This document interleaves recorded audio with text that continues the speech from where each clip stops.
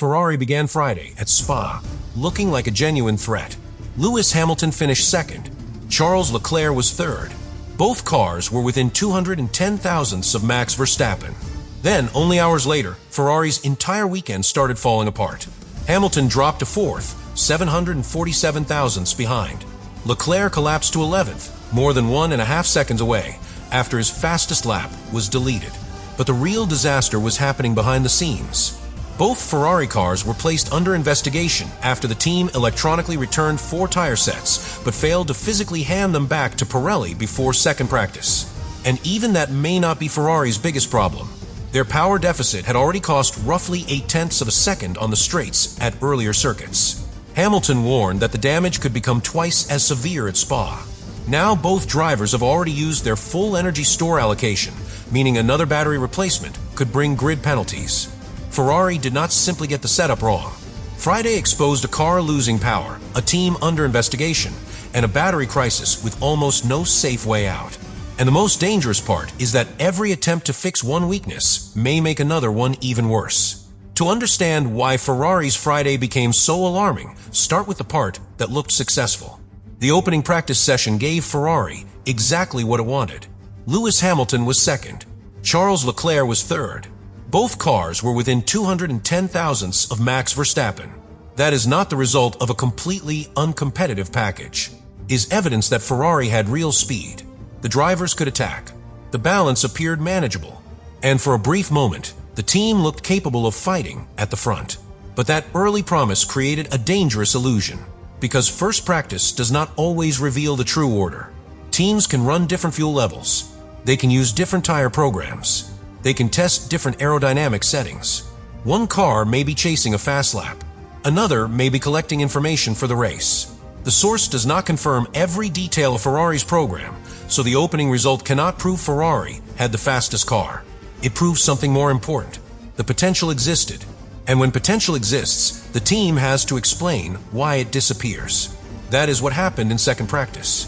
Hamilton dropped from second to fourth. His deficit grew to 747 thousandths.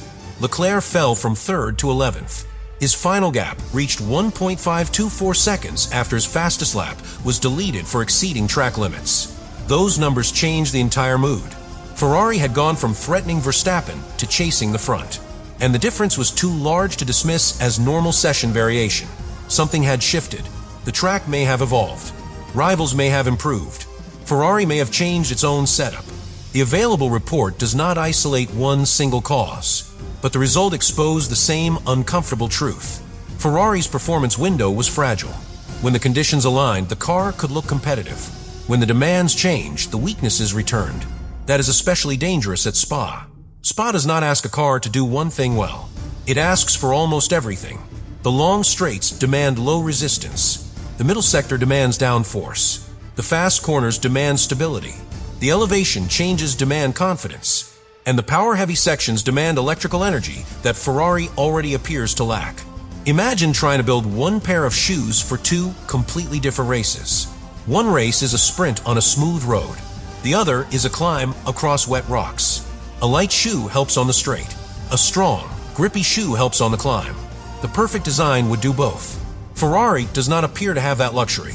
If the team removes wing to protect straight-line speed, the drivers may lose support in the corners. If it adds wing to improve grip, the car creates more resistance. That makes the known power deficit even more painful. Every setup choice becomes a trade.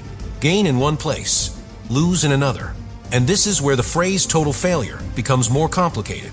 There is no confirmed evidence that one specific Ferrari upgrade failed completely.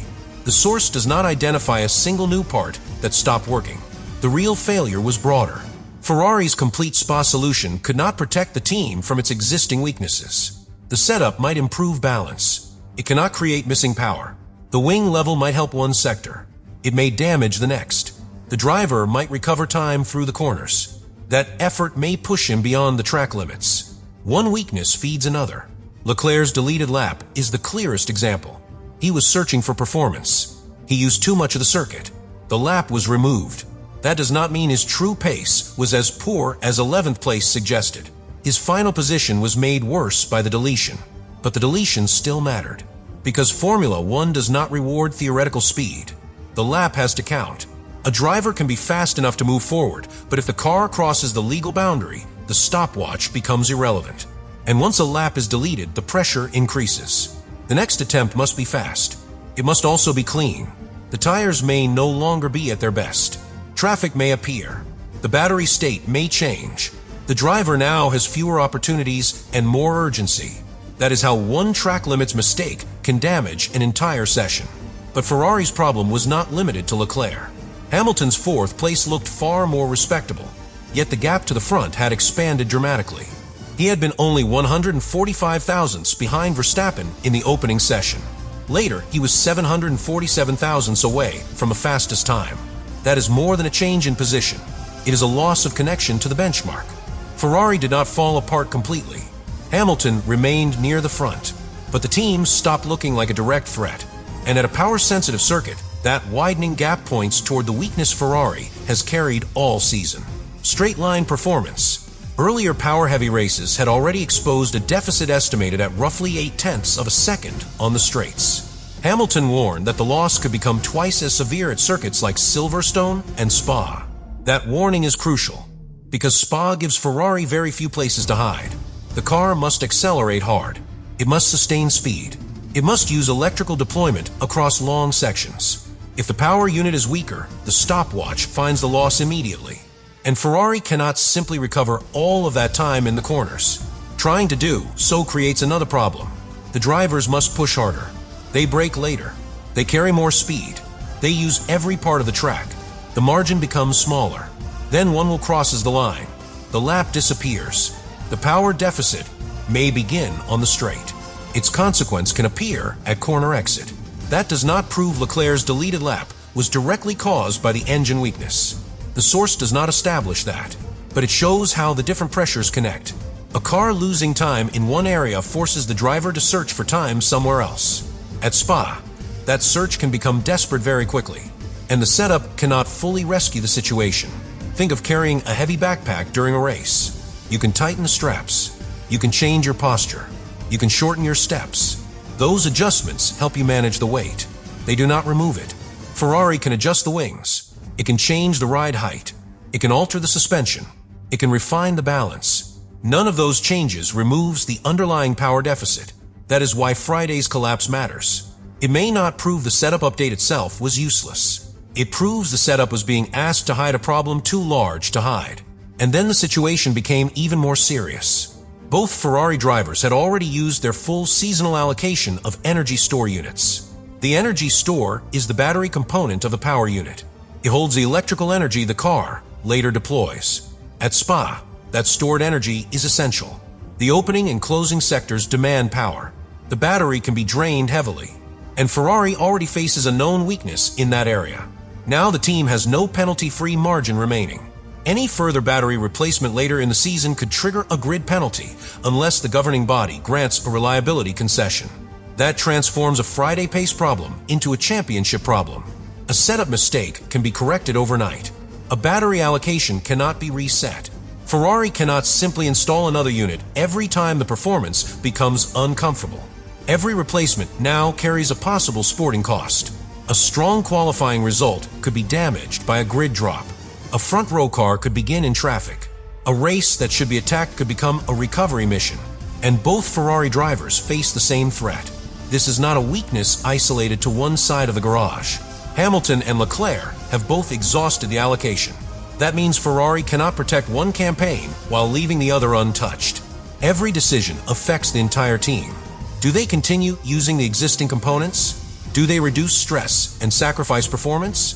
Do they accept a future penalty? Do they hope for a reliability concession? None of those choices is comfortable, and that is before the tire investigation is even considered. After first practice, Ferrari electronically returned 2 tire sets for each car. But the tires were not physically handed back to Pirelli before second practice began.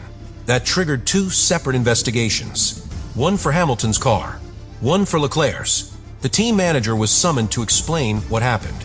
The source notes that a ruling was later confirmed, but it does not provide the final penalty or outcome. So the exact consequence cannot be stated here. What can be stated is that Ferrari made the same procedural mistake on both cars. That is not a driver error. It points toward the team's internal process. The electronic return was completed. The physical handover was not. A regulation had been acknowledged digitally, but not completed in reality.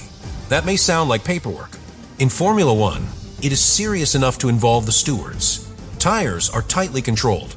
The teams must return specific sets at specific times. The rules exist to preserve fairness and maintain accurate tracking. Ferrari failed to complete the full process before the next session started. And because both cars were involved, the mistake looks systemic rather than isolated. One missed return could be explained as a single oversight. 4 tire sets across both drivers suggest a breakdown in communication or execution. That is why the investigation matters beyond any possible sanction. It reveals a team losing control of details. And Formula One weekends are decided by details. A missed deadline, a deleted lap, a week straight, a bad setup compromise, a battery replacement. Each one may seem manageable alone. Together, they create a chain. Ferrari entered the day with enough speed to fight near the front.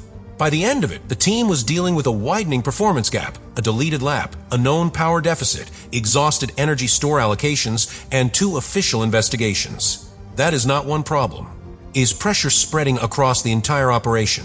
And when pressure spreads, decision-making becomes harder. The engineers need to study setup data. The drivers need to prepare for qualifying. The strategists need to understand race pace. The team manager must deal with the stewards. The power unit department must think about reliability. Everyone is working, but they are no longer working on the same question. That division is dangerous. Strong weekends are built around clarity. A clear setup direction. A clear performance target. A clear energy strategy. A clear operational plan. Ferrari ended Friday with uncertainty in every area. Was the opening pace real? Was the second session drop caused by setup? How much time was Leclerc truly capable of finding? How severe was the straight-line deficit? Could the battery be pushed safely? What would the tire ruling mean? Every answer affected another answer. This is the deeper flaw Friday exposed. Ferrari did not simply lack speed. It lacked a clean route toward speed. More wing could improve confidence, but increase drag. Less wing could protect the straights, but hurt the corners. More electrical deployment could rescue a lap, but place greater stress on already limited components. Pushing harder could recover time, but increase the risk of another deleted lap. The team was trapped between solutions that created new problems. That is why the first practice result now looks so deceptive.